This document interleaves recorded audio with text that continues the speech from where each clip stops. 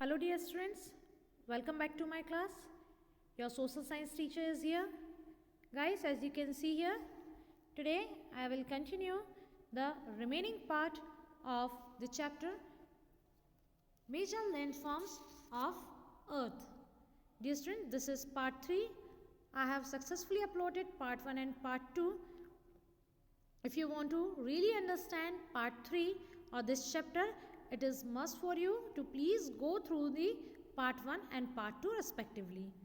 Guys, at the end of part 2, we came to know that different types of mountains such as fold mountains, block mountains and volcanic mountains. And in that series, we also came to know that so many things we received from the forest such as shelter, food, fodder and so on.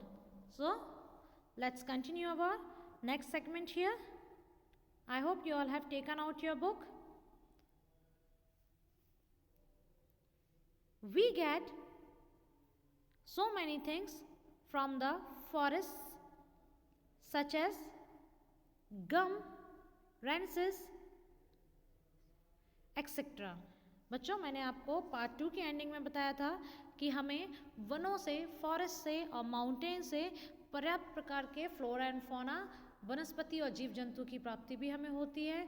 ये उनका आश्रय स्थल भी है जहाँ से उन्हें हमें फ्यूल, फॉडर, शेल्टर मिलता है. साथ ही साथ हमें गम, दूसरे जो प्रोडक्ट हैं जैसे कि गम, रेजिन, ये सभी हमें प्राप्त होते हैं.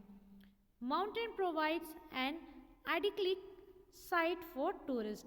साथ ही साथ बच्चों, आप सभी को पता है, कभी ना कभी आप भी घूमने गए होंगे, तो यहाँ पे हमें क्या पता चल रहा है कि टूरिस्ट के लिए जो माउंटेन्स होते हैं वो एक बहुत बढ़िया स्थान होते हैं. जैसे कि आप कभी भी शिमला, मनाली, ऊटी, उत्तराखंड, मसूरी, यहाँ कभी घूमने के लिए जाएंगे तो ये सारे क्या है, हिल स्टेशंस हैं और ये टूरिस्ट को अट्रैक्ट करते हैं.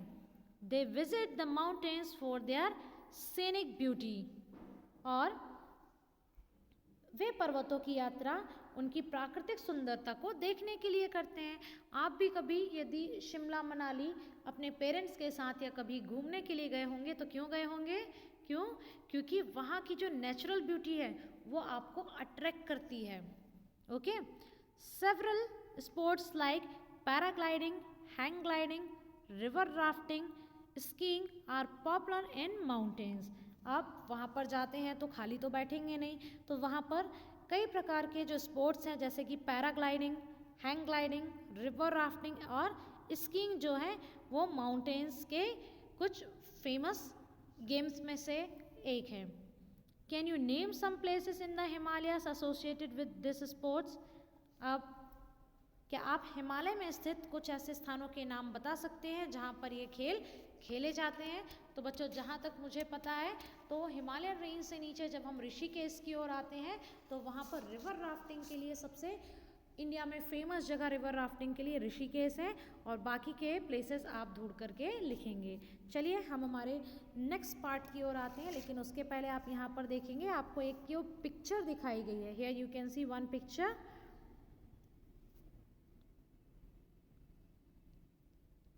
ये देखिए, ये पिक्चर को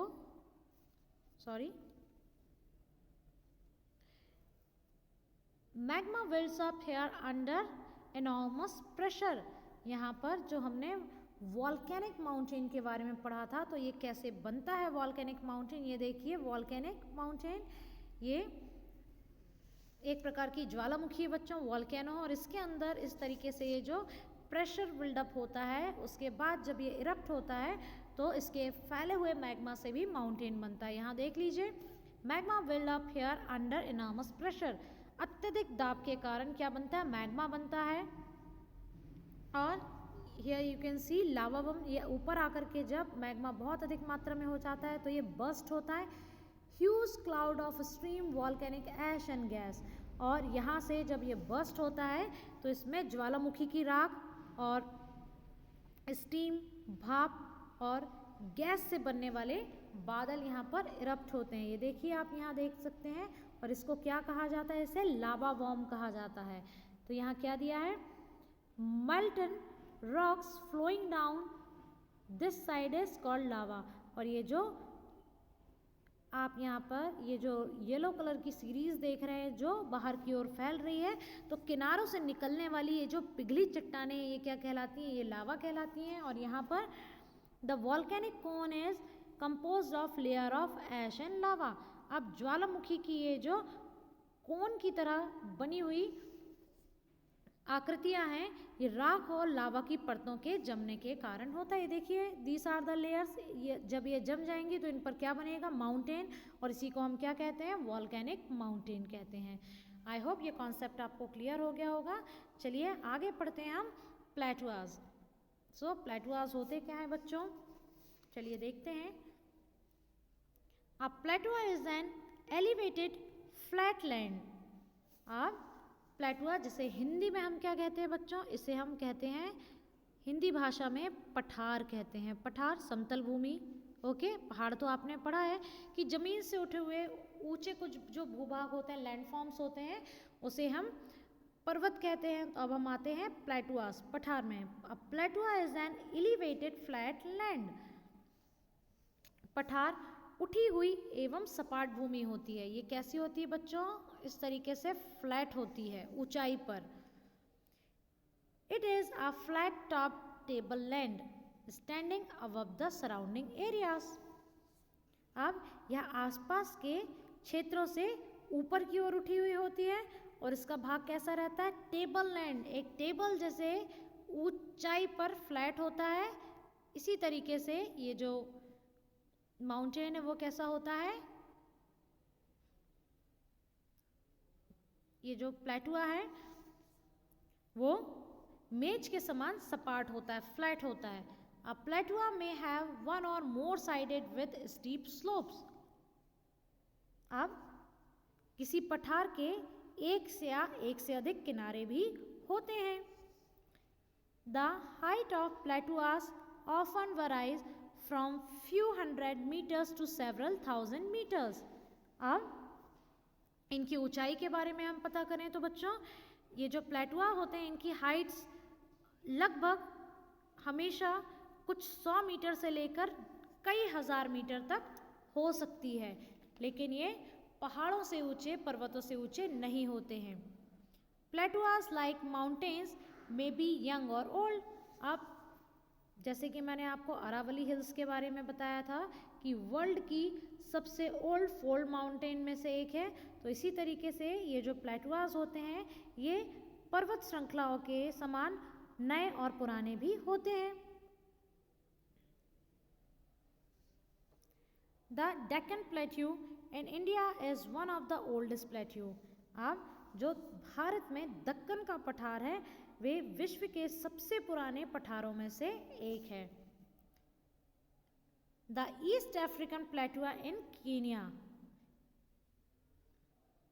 Tanzania and Uganda and the western plateau of Australia are the other examples. अब यहाँ पर देखिए कितने सारे पठारों के नाम, हमने तो सिर्फ अब तक यहाँ पर डेक्कन प्लेट्यू का नाम सुना था, लेकिन अब देखिए कीनिया, तंजानिया एंड युगांडा, ये इन देशों के जो पूर्वी अफ्रीकी प्लेटुआ है और जो ऑस्ट्रेलिया का वेस्टर्न प्लेटू है, ओके, वो सब किसके एग्जाम्पल है, टेबल लैंड प्लेटुआ के एग्जाम्पल हैं। चलिए आगे देखते हैं बच्चों। तिब्बत प्लेटुआ फिगर 5.1 एंड 5.3 यदि आप देखेंगे तो आपको पता चलेगा, is the highest plateau in the world with a height of 4000 to 6000 metre above the mean sea level. अब बच्चों यदि आप फिगर 5.1 की ओर देखेंगे तो तिब्बत का पठार जो तिब्बत प्लेटुआ है वो विश्व का सबसे ऊंचा पठार है, प्लेटुआ है, जिसकी ऊंचाई कितनी है समुद्र तल से बच्चों, 4000 से लेकर 6000 मीटर तक ऊंचा है। कहाँ से, समुद्र तल से इसकी ऊंचाई 4000 से 6000 के बीच में मानी गई है, नापी गई है। Plateau are very useful because they are rich in minerals deposits. अब जैसे माउंटेन हमारे लिए बहुत ज़्यादा यूज़फुल होते हैं, तो उसी तरीके से जो प्लेटुआज हैं वो भी हमारे लिए क्या है, बहुत ज़्यादा यूज़फुल होते हैं. तो चलिए देखते हैं कैसे यूज़फुल होते हैं. क्यों?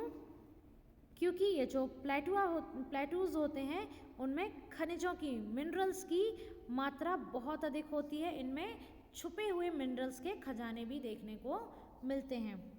As a result many of the mining areas in the world are located in the plateau areas. और इतने सारे मिनरल्स होते हैं, यही कारण है कि वर्ल्ड के बहुत से जो माइनिंग एरियाज होते हैं वे कहाँ, पठारी भागों में ही पाए जाते हैं.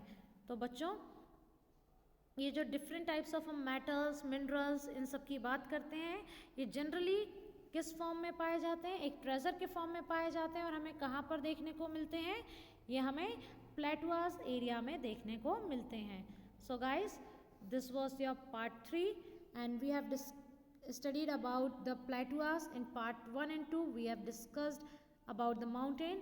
Very soon I will upload the next video, and on that video we will study about the plains and landforms and people. Till then keep waiting, keep watching. Thank you.